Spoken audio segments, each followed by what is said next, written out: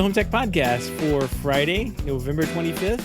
From Sarasota, Florida, I'm Seth Johnson.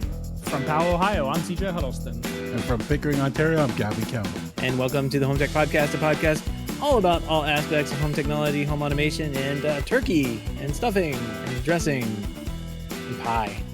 Pie.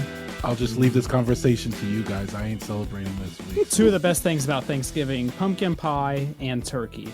Can't go wrong. You can if you eat way too much of it. Then you do feel not so good after. But a quick nap or a long nap fixes it usually. So. Well, it's always disappointing too when you spend all that time making the turkey and you go to eat it and it's like the driest thing you've ever had in your life. So it is a lot of time and effort that goes into making Thanksgiving food. So if anybody's cooking this holiday season, thank you for that. Well, Gavin, you may not have Thanksgiving, but you do have Black Friday, right? I mean, kind of. They're just doing what, they're jumping on your Black Friday and offering us the same deals or similar deals. It's kind of the same deals. I don't know. There's a lot of stuff out there right now. I was at Target the other day or yesterday, and they had started their Black Friday stuff, and there was, stuff in their aisles, tags on some of the products, and of course, no one actually in the store shopping. But there were a lot of good deals, it seemed. I went back and looked at the TVs, and man, there was like a 70-inch TV, a Samsung TV for like $500. Some 60-inch TCLs and different other things around the same price, not 70 inches, maybe 65, 60-inch, for like anywhere between $400 and $500, which is like, it blows my mind that stuff could be that.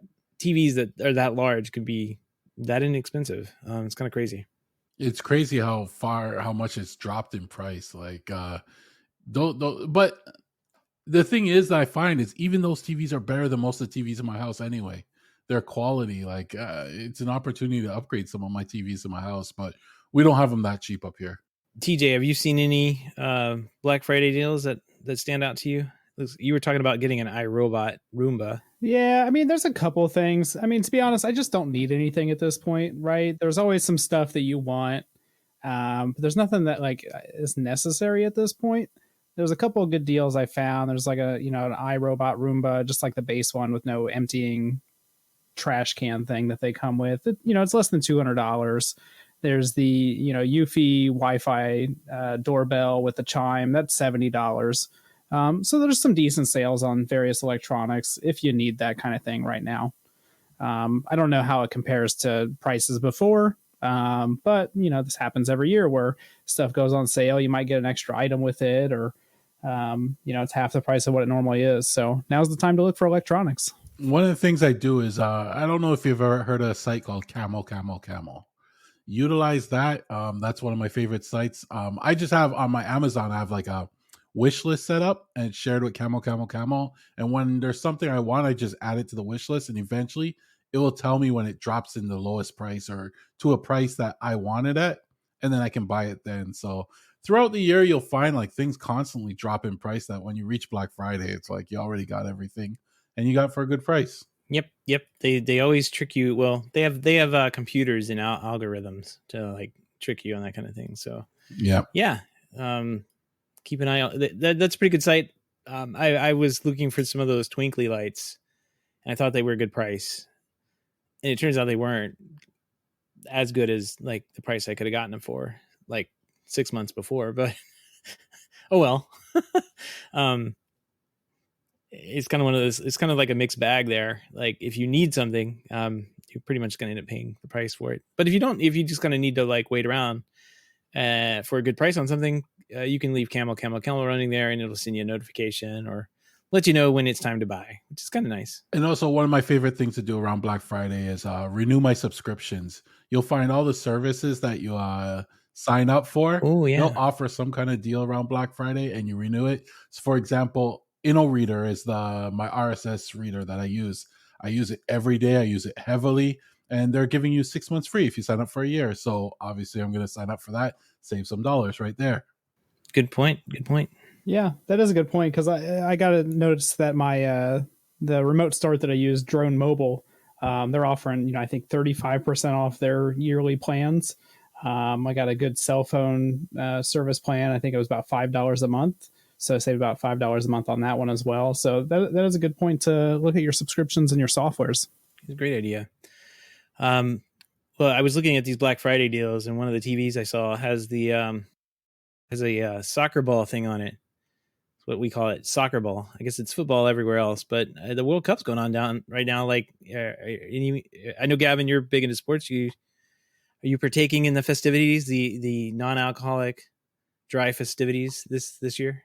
Oh yeah, every game I watch without alcohol, mainly because I'm working. But yeah, it's like 8 o'clock in the morning. Not a good time to drink. Yeah, the 5 o'clock games I usually watch later on if it's important, and I don't look at my phone or anything until I watch the game. But I've been watching during the day. I'll put the game on one of my monitors and while I'm working, and yeah, I've been loving the game. Go Japan! I love their win today or this week. And we're rooting for Canada. Yeah, I haven't, TJ. I'm not even going to ask, but I haven't been very enthusiastic about this one for whatever reason this year. Usually I'm like all over the matches and just have them on. It was one of those like background things, because if you put on the right announcer, and you have to use you can't use the American feed or the BBC feed. You have to use the Latinos feeds from like Telemundo, or I think it's Telemundo. I think is this year. No, I don't remember who's broadcasting it, but I found it. It's free. You can just log onto it, and I know that they're saying people's names but not understanding anything else. But the faster they get and the louder they get, that's when something's happening. You need to like perk up and look over and see what's going on, because that's how I determine what to watch. And I find if I'm not watching one of the UK feeds, I don't feel authentic. It's something about having the English accent call the game is so much more authentic. Even the Canadian feeds, I feel like they put the English guys on there just on purpose, just to give them more of a authentic feel. That's funny. Well, we got some big news this week. Let's launch this thing because it'll be fun. By the time this goes out, I might actually have it finished. Breaking news. Yeah, breaking news. I sold all of my car stocks in my large car company, and I bought a social media network, and we have a social media network now, guys. So if you go to HomeTech.Social, you can abandon Twitter and sign up over there at HomeTech.Social, and it's a Mastodon thing. Like, that seems to be where nerd people are fleeing to. I don't really know. I haven't really figured it out, but I was looking around. I couldn't really find any. Like, there's the Twit has one, Twit.Social. There are some other ones out there that are like technology focused, but I didn't really find one that was like home automation focused, which is kind of like what we could be if it gains popularity. I don't know. There could be like 3 people that are interested in that kind of thing. I don't know that I am yet, but the usage that I've got out of Mastodon so far has been quieter than the normal Twitter. Like, there's not as many people on it, clearly. But I have just barely used it and kind of like gone back and forth. But the people that are on there that I have followed are pretty good follows. So decent posts and images and pictures and that kind of thing pop up on there from time to time. So I'm pretty convinced at this point that Twitter is dead. And you can't fire that amount of people who know where the bodies are buried and expect a company to survive on just willpower alone. That's not going to happen. So will be interesting to see what happens there. But we've spent billions of dollars putting this together, right? So like, you guys are testing it right now. Yeah, I think TJ's testing it. I don't know if Gavin's even on there yet, but I'm testing the migration process shortly. The testing's going slow because you fired half the staff. I know, right? I'm sorry. I shouldn't have done that. Yeah. Well, we can't afford Cedia if we're paying all these staff, to sit around and do nothing. We're going to Cedia, so yeah. We can't. We've got to be able to put our money where we got to have our priorities here. I guess is what you're saying. So I think Mastodon at this point is kind of like cryptocurrency, right? Where it's like the technology behind it makes sense, and I can see how it's a thing, right? Like, totally, it's there. I get it, but like using it and like telling other people about it is basically the same thing at this point. I would agree with that. Yeah. Like it's just like listening to, I think you guys talk about the migration process, and I was listening to Accidental Tech podcast earlier today, and they were talking about Mastodon, and it just sounds like such a like a terrible social media platform. Like it just sounds like, I guess, like a blog or something. I don't know. It can be a little bit of both, I suppose. Like it's not far from Twitter. Like, but this thing has been out for, I want to say like 5 or 6 years now. It's been out for a while. And the first time that we thought Twitter was just everybody was done with it, they started this up, and I kind of created an account over on one of the servers. The weird part about it is like it's not like one place that you go, right? Like everybody will go to twitter.com or facebook.com and Instagram, and you can make an account there, and you can have multiple accounts there, but it's still on those sites. It's still on Twitter. The way they've done this is more like email, right? So like you can have an email account at Gmail or Yahoo or AOL or whatever. And you can use those accounts differently. You can combine them all into one account and just use one of those logins or something. But for the most part, it's kind of like a hybrid between email and Twitter or microblogging or something like that. But each individual server can kind of have its own rules and focus on what it wants to kind of talk about. And then if you want to talk about other stuff, like if you want to look at what's going on a different server, you just kind of sign up and peer over into that, and it kind of like unifies the experience through whatever app or whatever you're using, but you're just kind of like logged on and joined that other server. I think it's got a ways to go. Like it's not as easy to, I say it's not as easy. I had a Twitter account from like 2010 or 2009, like way back. And I'm like, I never used it because I couldn't figure out how to use it. Like it just seems so confusing.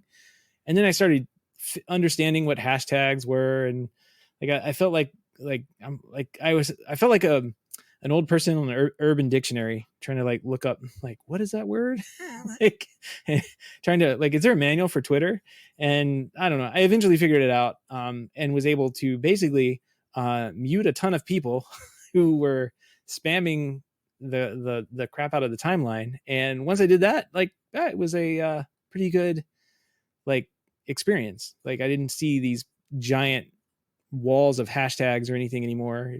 I basically muted anything that was over like three hashtags or something like that. If you have four hashtags, I never see those tweets like for the past whatever 5 years or 6 years that I've been on Twitter. So I don't know. I think this has got a little ways to go, but it's fun. This is kind of like our own little playground that we can get into and have a little social network. And if you want to join, it's HomeTech.fm HomeTech.Social. That's it. It's got its own thing. It's its own computer. It does not run in my garage. So does this have like individual rooms and stuff, or is it basically just one, continuous feed like Twitter, or, It's one continuous feed like Twitter.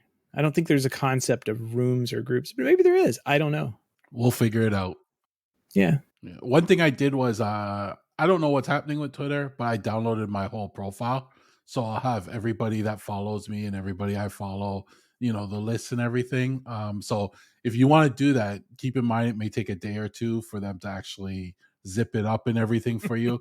Then there's one guy, Gavin, that he fired everybody else. He's kind of like, oh, Gavin needs his stuff. I got to zip all this up and send it to him. It took him a day to do it. I don't know why it took him so long. It's just me, but I didn't have much to get anyway. So I have my list and everything downloaded. So if Twitter goes down tomorrow, I can try and re-find everybody on Mastodon.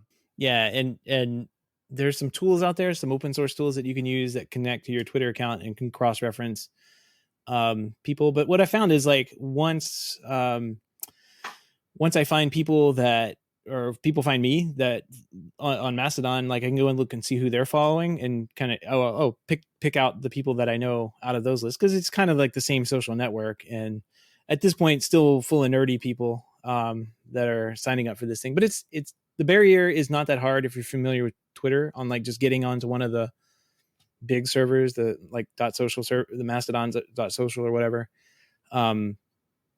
It's a very similar experience, but finding everybody, that may have a different username or altogether because they didn't get there fast enough, to get their Twitter username on Mastodon. Who knows? It'll be interesting. We'll see how it goes. There could be just like I said, just be like 3 people on there. But I have Seth at HomeTech.Social, so why not? It's like having an email, a vanity email address. If you want to have your name at HomeTech.Social as your Mastodon name thing that may or may not be a thing in the future, come get it. It's there. Now, is there any kind of like a verification status to know if these are legit people, Seth? I don't. How do I know that you're Seth? That's a good question. I don't know if there is any verification on that. Are you suggesting that you're going to create a bunch of fake accounts and spam them? Not me. I mean, what if somebody like acts like they're me? You know, what if Gavin decides tomorrow that he's going to pretend to be me? I don't have any recourse for that, right? Yeah, I don't know. Look for the people with the orange check. We'll hand out orange checks. He could post like incriminating things about me or something. I don't know. It would tank my home tech career. It could tank your stocks in your thing. I don't know. I have to look at all this. It's all kind of new to me. And there is some like forms of administration things that you can do in moderation and all that kind of stuff. So I'll have to step down as CEO of my car company. Well, at least you'll have your rocket company to back, Oh, well, that's true. Space rocket thing. Yeah. But yeah, I don't know. It should be kind of fun, and we'll see what happens. So if you're interested in that, HomeTech.Social, easy enough to remember, I guess. I should remember it, but I keep saying slash. So maybe it's easy enough. Maybe if you go to HomeTech.fm/social, I'll have a redirect that points you in the right direction by the time this comes out on Friday. I have no idea. We'll see what happens. Ooh. All right, guys. What do you say we jump into a couple of HomeTech headlines? Let's do it. All right, we talked about this last week, but there's another hit piece that came out for Amazon, so we've got to talk about this. Over at the Ars Technica, they posted this story about Amazon saying it's going to eliminate 10,000 jobs in the business unit that also includes Amazon Alexa and the Amazon Echo people. So it's called the division is called Worldwide Digital, and it doesn't include just Amazon, like the Amazon Echo device people and the Alexa people. Like it also includes Amazon Prime Video, and let's see, and some other things that are probably in there too. So like when they say it's on track to lose $10 billion this year, that's a significant amount of money. But keep in mind that the video stuff is in there too, and they spent $1 billion just to make Lord of the Rings. So that could be part of it, right? So it says that the division lost $3 billion in just the first quarter of 2022, with other division, which is double the losses of any other division. So this thing's bleeding money. It seems like from the reporting here is that Jeff Bezos was just like a huge advocate of the ecosystem, and the new CEO, not so much. So they're letting people go, shutting down projects, it sounds like. And it doesn't sound like there's like interest in losing the platform. Let's get this out. I don't think Echo or Alexa is going anywhere anytime soon. But it does sound like there's going to be a renewed focus on the platform. And that might actually be pretty good. Yeah, maybe like a renewed focus on like the actual home automation side. I mean, it started out as, a general shopper for everybody, right? It was an easy way for you to yell across the room and order more toilet paper through Amazon, and they would deliver it the next couple days for you. It evolved quickly into a home automation platform, and I don't think Amazon was really ready for that and what that really entailed. I think it, and I'm going to use a pun here, it found its voice in home automation. Like, I don't think it was something they thought about at all. Like it was, if you go back and look at that original commercial, and it's online somewhere, they're like, I can check the weather and ask a dumb joke, and like it'll tell me a joke. But there was nothing. I don't think there was anything about home automation in that like mentioned at all. Set reminders, timers, all the like core features were there, but home automation is just something like popped up, and people are like, oh, this is cool. And then it definitely gained some traction because of how open the ecosystem was for development. Yeah, I mean, that's absolutely true. And just like you said, I don't think it's going away. I think they'll probably eventually add some kind of like ad tier or, subscription plan with it that will give you some kind of advanced features or something, maybe to soften the blow. But everywhere's kind of going through a recession at this point. Everybody's kind of cutting staff. It's tightening of the belts, which is pretty normal. The only reason it's coming under scrutiny right now is because of the recession everywhere. If the economy was going good right now, nobody would be batting an eye, and it would be business as normal.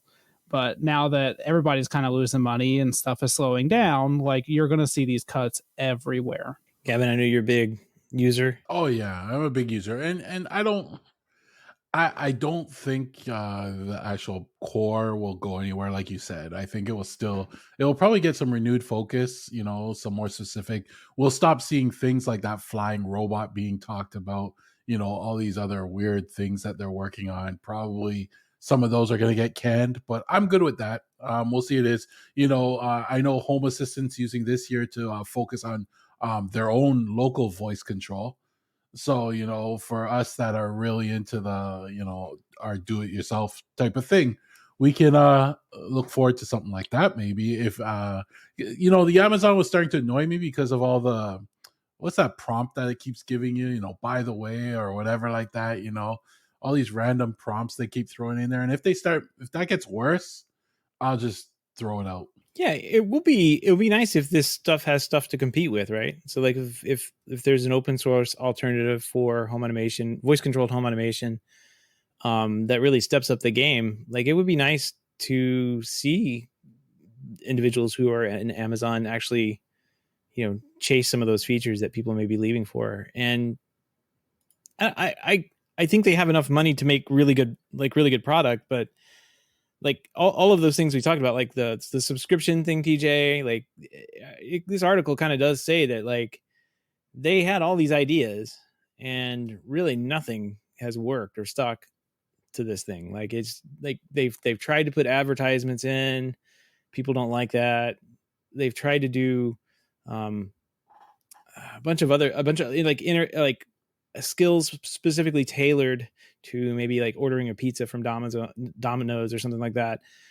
Did not work. Like they couldn't. People were just like, I'll just use the app and order the right pizza rather than rely on this thing to kind of guess at what I want. So they can't find an exterior funding source for this. And you were saying like maybe a subscription, but I'm like, I have one other idea, and it's kind of mentioned down here at the bottom. Like, why don't they just raise the price of the device, right? Like, here's the quote here in the article. And I guess Google is having like almost identical problems, not to the tune of $10 billion, but they've definitely cut back on their the business unit that manufactures the Pixel products.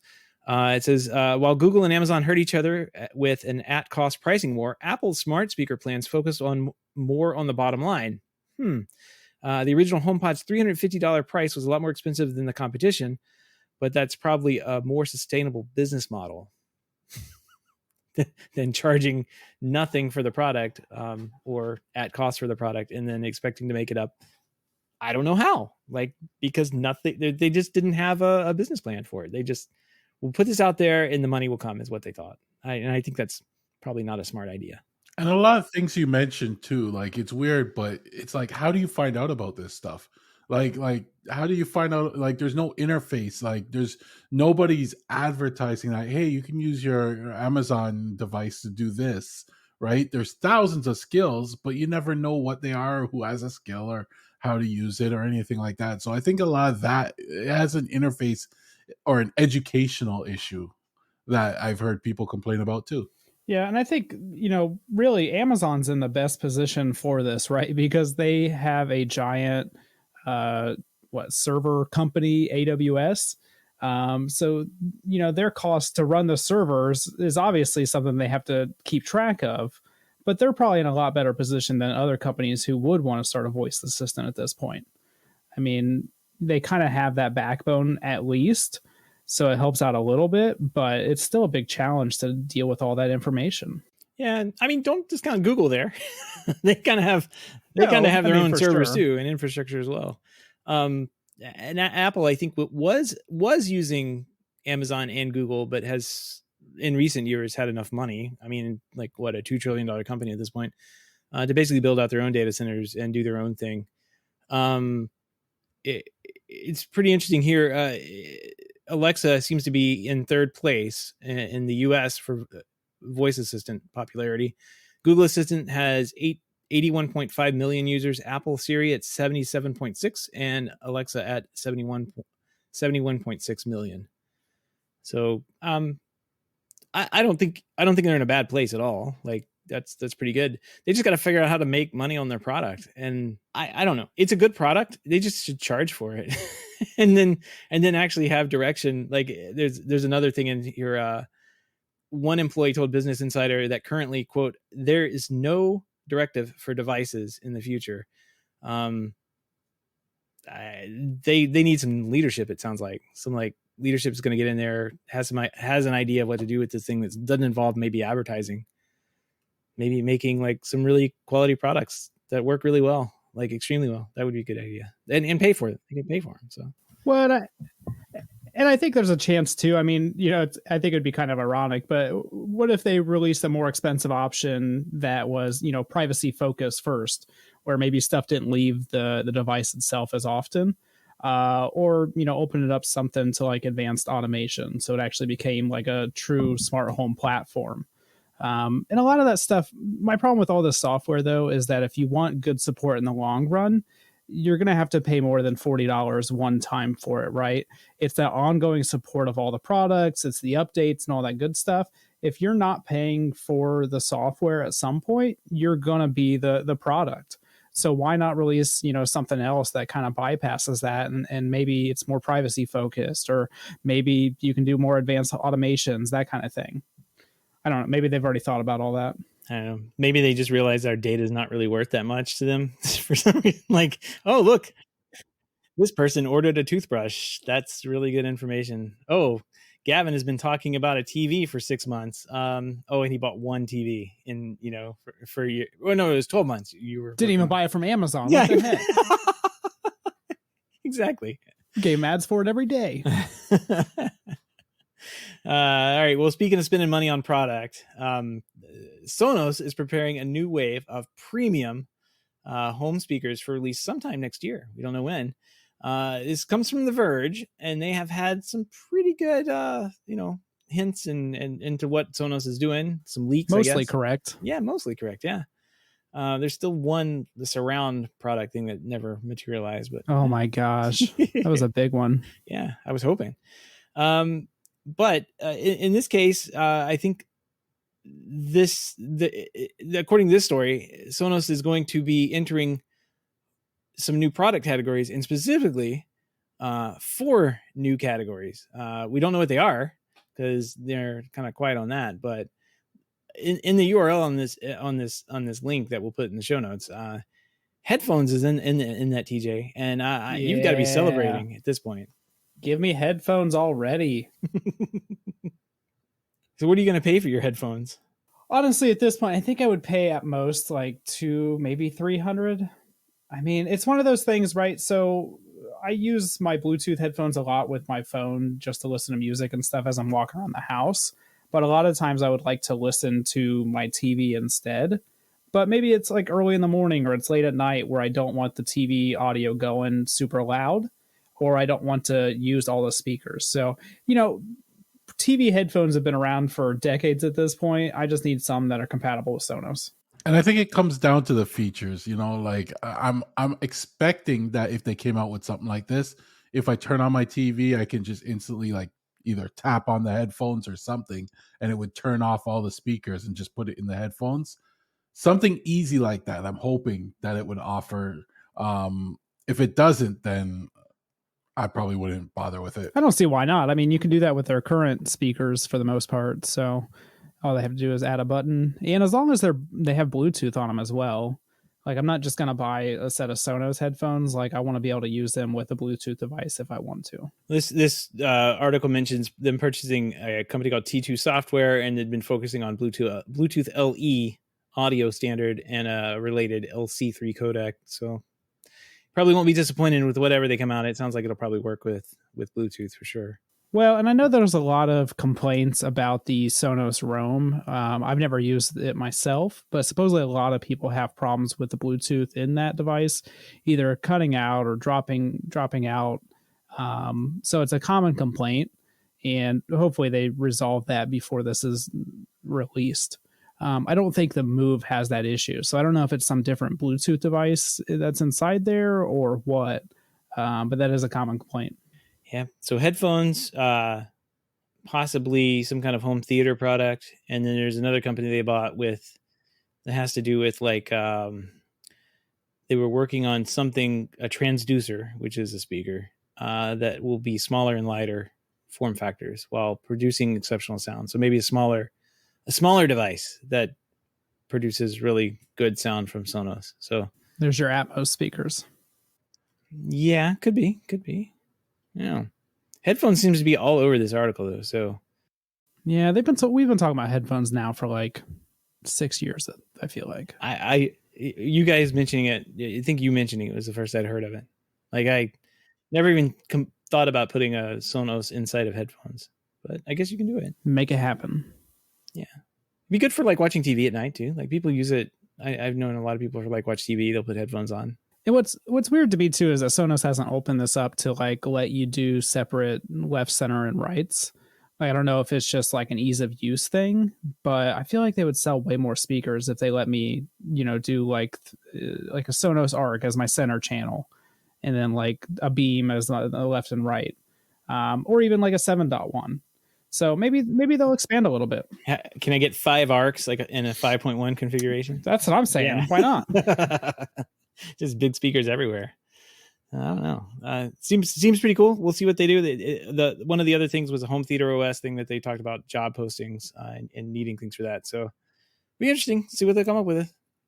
Keep an eye. Supposedly next year we're going to start seeing some of this stuff fly onto the shelves, so it'll fly off and not be in stock shortly thereafter. I'm not buying it unless it's Matter compatible. Headphones with Matter. There you go. That's right. All right. Well, all the links and topics we discussed tonight can be found on our show notes over at HomeTech.fm/413. There you go. I got a little follow up here in the mailbag from Tokyo Jim there in the hub. He wrote, on last week's podcast, there was talk about AirPlay requiring the stream to pass through the phone or computer before streaming to the TV or audio device. So although this was true for the original AirPlay 2, which is what's in all the new TVs, acts more like Chromecasting, whereby the stream is then loaded directly to the TV. I did not know that. I knew there was improvements in the AirPlay 2, but I did not know it was doing this. So that's actually really cool. Very cool. I wonder if it's different though, because when I'm streaming from my phone, my podcast I'm listening to, I've heard it break up and stuff like that when, I've been out of range. I wonder if it's different if you're like casting something that it can connect to, on its own. Like if it knows it's a YouTube video, for example, will it then cast that versus audio on your phone if you're sending audio? Yeah. So, but it's good to know though. That's good. Yeah, because big things like videos probably be better if it directly connected. The audio on your phone is good enough to go through the Wi-Fi most of the time. Yeah. Very interesting piece. Thanks, Jimmy, for writing in. Did not know that, so it's a good piece of information to get into the head here. All right, we got a pick of the week from TJ, courtesy of a post that he did over in the hub, and I have this labeled TJ Sucky Thing. So describe this thing, man. It's a little vacuum attachment that you found. Yeah, it's a very basic item, right? When you're mounting a TV or cutting holes, there's all of that drywall dust that kind of gets everywhere. And when I worked down in Florida, we learned several different methods to kind of deal with this. You make a little tape shelf with some drywall or some masking tape or drywall paint tape, whatever that's called. You put some plastic down, you put a cardboard box up to it, whatever. I mean, drywall dust still gets everywhere. Push it underneath the cabinet. Yeah. I know. Yeah. I mean, all kinds of you put a drop cloth down, whatever. You hold the then vacuum you just shake it out in their living room. Yeah. I've been there. Wait till you get out in the driveway, at least. Jeez. And you didn't work with the technicians I worked with. But then hopefully you remember it before you get to the next house and you shake it out in their house. Yes. But this is a little $50 tool. I think it's called an air tip something from Milwaukee. It's compatible with a wide range of vacuums, so you don't have to like use a Milwaukee vacuum. I'm using like a $40 Stinger vacuum, I think, like a shop vac. And basically what it does is it creates a suction against the wall. So it actually uses the vacuum to suck against the wall. And then there's like a little slot up top. So as you're, cutting your hole or drilling, the dust just falls right into it and it just gets sucked in. And it's $50. You can buy them at Home Depot or pretty much any hardware store that sells Milwaukee tools. I'm sure other companies make them as well. It's probably not a new invention or anything, but I saw it at the store the other day and I wanted to give it a shot. And today I finally tried it. Worked great. The only thing is it left a little residue on the wall, which is to be expected. But I did not get any dust, on the carpet or anything.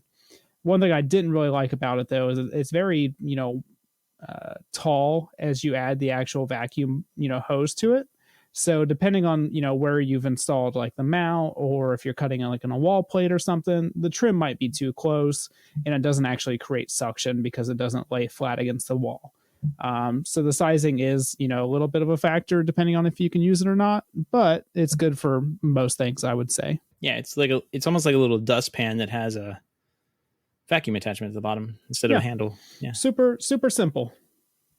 Yeah, I don't know why it's taken them this long to come up somebody to invent something like this, and maybe something like this has been out for years, but I've never seen it. I've always tried the tape or the cardboard box or just many drop cloths, all the stuff that kind of worked, not really. There's nothing more infuriating than like drilling 4 holes and you have all the drywall dust on the tape and you're about to fold the tape into itself and then all the dust just flies everywhere and it falls on the ground and you just voided all the work that you tried to avoid. So why did I even try? Yeah, should just let it go on the ground.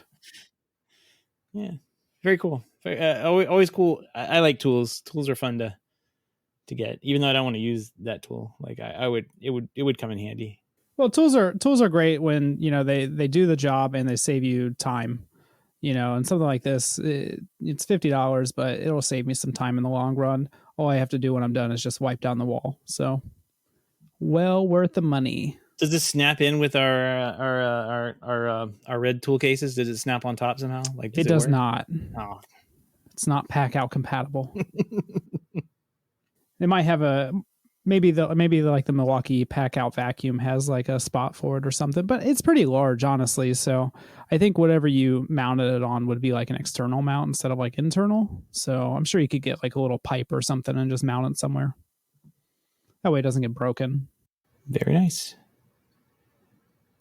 Gavin, you have anything to say? Do you need a sucky thing, Gavin? I had something similar on my sander.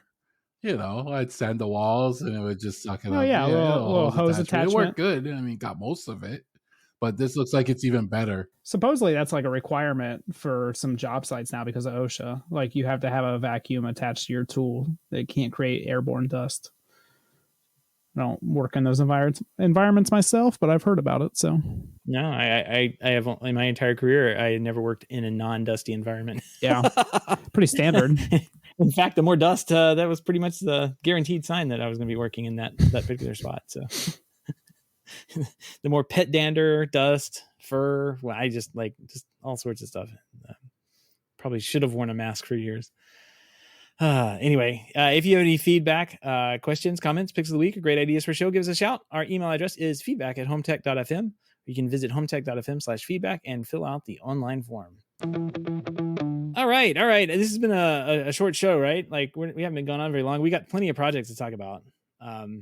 First up, some business projects for the business. TJ, he says you're converting to D-Tools, man. What is that about? Yeah. So right now, I'm using a software for my business called House Call Pro. We do all our, invoicing and scheduling and all that kind of good stuff. It creates basically a general estimate or job layout and kind of tells you the line items and stuff, but it doesn't really make it look attractive, right? Like it's a base program. It does fine. I go out and install TVs or a Ring doorbell. Nobody really cares about the presentation of the estimate, right? But the problem is when you get into some of these larger projects where they want like a full breakdown, or you have to put a job description and you have to kind of give more information to, sell the job. That's where House Call Pro kind of falls short. So I'm starting to look into D-Tools. I've started my trial with it. I've used it in the past. I know a lot of people that use it. They love it. It's got a lot of nice integrations. You can tie it into like ADI and Snap AV, so you can automatically import items and pricing, and it suggests labor, and it's all around a pretty good product. I don't know if I'm going to convert to it fully just yet. I mean, it looks really nice for those larger projects when you're doing like a very, nice home theater or conference rooms, that kind of thing. But if I just want to like install a TV or something, it seems like it's a bit much. Yeah. Yeah, a little complex for that. So I don't know where I sit with that. I've got 21 days left on it. We're going to go ahead and give it a shot and see what happens. I think pricing is similar to what I pay right now, maybe a little bit more. But the benefits might be worth it in the long run. So if you use D-Tools, maybe drop us a message and let us know what you like about it. If you don't use D-Tools, maybe you use something else. Let us know what you use. I'm always looking for new software to kind of help the business and get everything running efficiently. So looking for suggestions there. Yeah, I will say, I mean, from my experience, I never figured out exactly how to do the presentation proposal very well. And like for small projects and hanging TVs, like going from like quoting the job or, into getting invoiced, I think was kind of like the biggest like hurdle. And one of the like many like even the software I use now, it's called Wave apps or something like that. It's basically like QuickBooks online. Like it's all in the web and you just kind of go in and do all your banking stuff in there. But it's free and they have like invoicing and people can just pay with their credit cards or bank draft or whatever. And it goes right into your bank account through their software. So like, that's always been like getting the money, like sending that off and making it convenient for someone to pay. It has been like my number one, like realizations like that. That's the number one feature you need. Like, it doesn't really matter like how good or bad the quoting software is, as long as you can like get the system designed out and to where you think it's going to need to be within the budgets and everything. And then just be able to get that deposit put in with speed. So everybody's happy. That was always like the challenge. I know that probably the one you're talking about has it, House Call or whatever, probably has that electronic, and everybody has that invoicing. I think D-Tools even has that now. So yeah. Yeah, and I don't have any problems with my current software. I mean, it works mostly fine. But like I said, when you get to those larger projects that kind of want like a whole PDF layout and diagram and all that kind of good stuff, the House Call Pro isn't really meant for that. It's really more of like, an HVAC or electrician software, where you're kind of just going in and repairing things or replacing things, not necessarily doing full, blown build outs and everything. So we'll see how it goes. Gavin, you running any software for your business that you can invoice quickly with? I don't even have any clients to invoice, these are the problems I don't have to deal with. Yeah, exactly. Yeah, software is expensive. Yeah, it can get kind of crazy for sure. Adds up pretty quickly, especially when you start adding the different, layers and everything like that. It's not just enough to have the invoicing and estimation software. You have to have the tracking software or the mailing software or this or that. So, I mean, it's every little piece adds up, and eventually you're pretty much at what it costs for rent or something. Mm-hmm. Cost of doing business, man.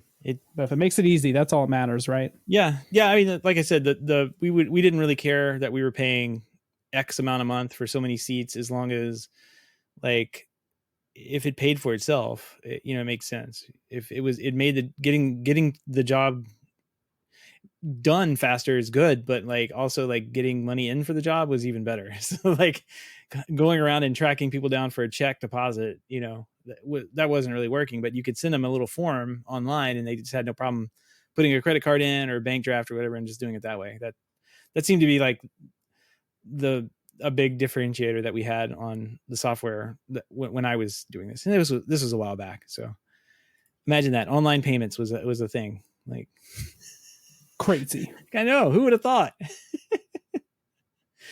All right. Well, Gavin's got no business, got no clients, but he's got projects. And specifically, the state of Gavin's home automation home assistant home, continues to expand. It's like it's just a virus, I guess, now at this point. Like it's getting into everything. Just keeps cheating on Habitat. I I know, right? feel so bad every time I make another How can you change. look You at know, it? I know I'm gonna be powering it off soon. I hope it didn't hear me. Hope That's it gonna be didn't- a sad conversation. I know. The sad part is canceling my Habitat subscription. Like I almost have to send thank you cards to the support guys. Just for the years we've been talking. It's a sad time, but like this week, I basically migrated all my Z-Wave stuff over. So I picked up a Zeus S2 stick, a 700 series stick, plugged it into my server, started up Z-Wave JS, and pretty much just started migrating stuff over all the hardwired. So this was one of the things I really wanted to see was, are the problems with Z-Wave or were they with the Habitat, right? Like this is some of the stuff I was dealing with. And so all the hardwired stuff moved over easily. All my Innovelli switches discovered, easily done, everything worked. Where I really had problems was with all when I started getting into the battery stuff. They were just finicky to get them added, and eventually I got through them all, but it just took too much time. One of the things I didn't plan properly, I guess, was my hub is sitting in the basement. It's on my server. It sits in the basement. The USB key is in the basement, so some of the devices in the further part of my home or having a hard time communicating with it, right? Especially when adding it doesn't go through the routers to add it. It needs to talk to the USB stick directly. So the only thing I came up with was I just grabbed a really long USB cable, extension cable, ran it all the way up to the middle of my house, and that, I was able to add the rest of the stuff. And then once I added them, they were in the mesh and they would be able to communicate later on. So it's just getting them initially added. But once I did that, I went through a number of batteries. I have to order more batteries because adding and removing drains the batteries. But it's now running. One thing I have to say is I haven't had yet any Z-Wave problems. Devices are always responding, very fast. Nothing's dropped off. It's been good. I'm crossing my fingers. I'm hoping it stays that way. Next will be Zigbee. So I still Is it the have last hurdle? That's the last one. the only thing I have left, so I did about 100 devices, Z-Wave devices, but I have like about 10 to 20 Zigbee devices still sitting on my Habitat hub, plus my camera integration. So I've actually written my first integration for Home Assistant for my cameras. I'm just cleaning up the code and fixing and adding a few little things, but then I'll be able to move my cameras over and my last of the Zigbee, and then it will be a sad day when I, power off the hub and do a reset. I don't know. I have to, have a cake or something. I'm feeling so bad. What is the Habitat subscription? I didn't realize they had one. They have and it's a really good subscription. So they have a subscription where you get if your hub dies, they'll ship you a new one. So that's one of the features of it. It's like instant, like they'll ship it the next day. The other thing it allows is not backups, but backups of the USB, the Z-Wave stick. So if your hub were to die, you could back up and restore the Z-Wave devices as well. And there's a few remote access to the hub, I think was another feature in it. So there were a couple things. It wasn't expensive. I think it was like $40 for the year, but it was more of a backup thing because these hubs become like the central part of your home that if it dies, it becomes important when things don't work, right? So it's good to have a nice little backup. And a lot of people wanted remote access into their hub. And this is kind of like they provide a proxy service or whatever to get you into your house. Very nice. Well, I've had a little project that I'm finishing up on, and if it's anything that you thought it would be, that you guys can name. Lawnmower? Nope. Oh. I was going to try and do the bird software. So there's this little application you can run on a Raspberry Pi, and it will identify, like you put a microphone and it records audio, and then it processes that audio through AI and figures out what bird that's making that noise. And I'm going to do that one day. but I realized that, well, I found two Raspberry Pis, first of all, and I didn't realize I had two. So I was like, well, I'll just get one of them going with this bird thing. And it I don't know, for whatever reason, like I didn't realize that the Raspberry Pi didn't have a microphone input. It just has the headphone output on it. So I was like, well, what else can I do? And there's this flight tracker app that I've been looking at for a while, and they have this little software you can run on a computer or Raspberry Pi, and it you just plug in like a DBS antenna thing. Like it's just a little antenna you can get off Amazon for like $20. You plug that in, and then they give you like a subscription to their business flight tracker software for is like a $500 a year value, and it's for free. And so like I hooked all that up, hooked the little antenna up to the Raspberry Pi, and I'm tracking some flights, man. It's all live, real time. I can see like who I'm tracking and all that good stuff. A lot of fun, like just little fun Raspberry Pi projects that I'm doing to, instead of doing all the outside work that I should be doing to get the lawnmower up and going. We're never getting that lawnmower done, So, are we? I really want to hear about the lawnmower, not the birds. Man, I'm excited about the birds, but potentially lawnmower will be done this week. I don't know. All right. They should have some time coming up, and if I can, I've got the wire halfway run around the house. If I can get it the rest of the way, then that's it. But I've got all these other distractions, so I bought one of these things too. It's a weather station, a Tempest weather station. So like I'm going to be tracking birds and airplanes and rainstorms pretty well at my house. This one's made by Tempest, Tempest. I know, Gavin, you've seen it. I hadn't seen it very much until some developer friends of mine were like, hey, you really have to check this out. But it's just a little weather station you stick on a pole outside, and it does all of the data collection, wind speeds, all that good stuff. Lightning strike detection, tells you how far the lightning strike was, away from the house, and that kind of thing. That's important in Florida. Yeah, it actually is. We have a pool at our community, and like there's not really any indication when you're there, as if lightning is striking.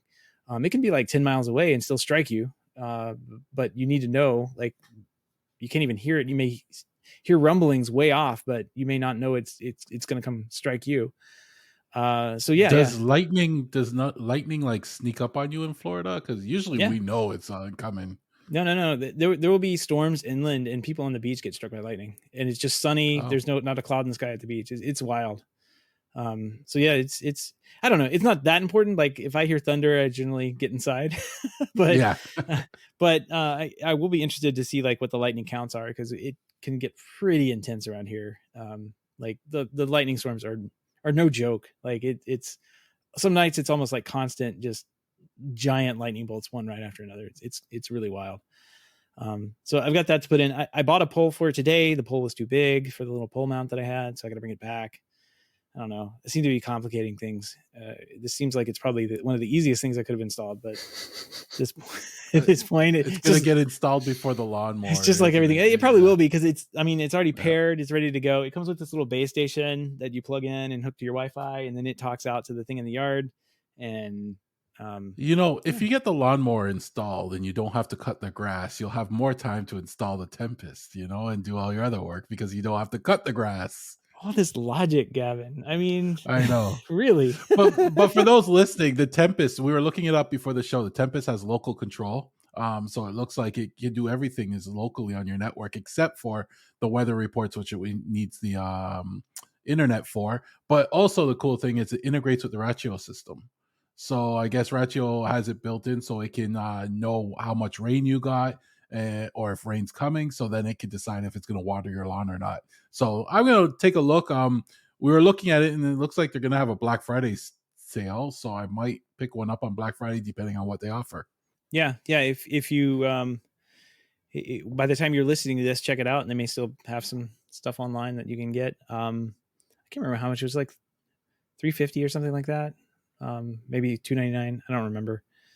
But I was like, been staring at the thing for a long time, and it got really good reviews from a couple of friends of mine. So I was like, I'm going to check it out. And I was kind of surprised of all the like sensors that are built into it. And it doesn't have the little whirly bird thing on top. Like it uses kind of like an ultrasonic way to determine what the wind speed is. Like it just kind of looks different, and it's got solar panels on it to keep it charged.